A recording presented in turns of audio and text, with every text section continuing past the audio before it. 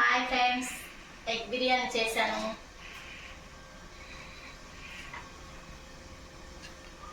చూడండి, మామూలు రైస్తోనే చేశాను, బాగా వచ్చింది. 8 ఎగ్స్ వేసాను, బిర్యానీ లాగా చేశానండి. చూడండి, చికెన్ పిల్లలు తినరని ఎగ్ బిర్యానీ చేశానండి. పిల్లలకి మా వరకు కొంచెం చికెన్ తెచ్చుకున్నాం, అది కూడా చేస్తున్నాను.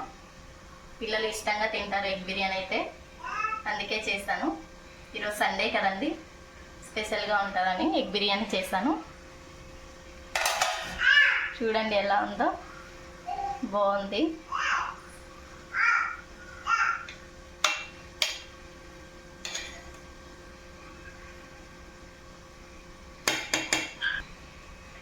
మీరు కూడా ట్రై చేయాలంటే ఎలా చేయాలో చెప్తాను తర్వాత వీడియోలో. చూడండి, చికెన్ అండి.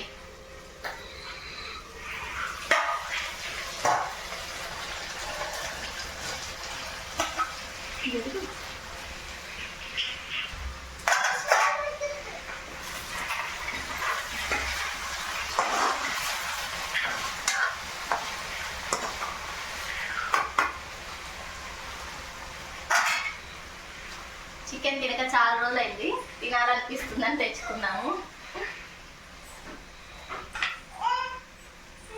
లోపల ఉప్పు, కారం, పసుపు అన్నీ వేసేస్తున్నాను.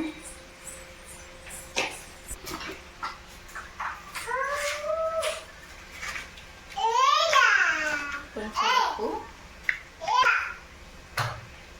కొంచెం కారం.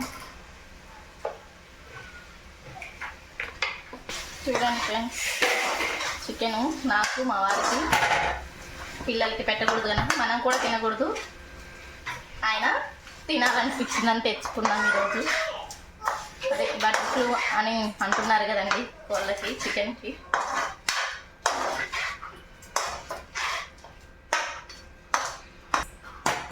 వాటర్ పోయకుండా ఫ్రై లాగా చేస్తున్నానండి.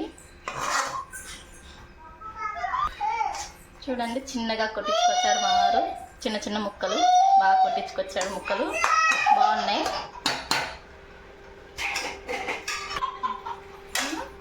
బిర్యానీ అయిపోయి వచ్చిందండి, ఇంకా ఆపేస్తున్నాను. స్టవ్ దింపేస్తున్నాను.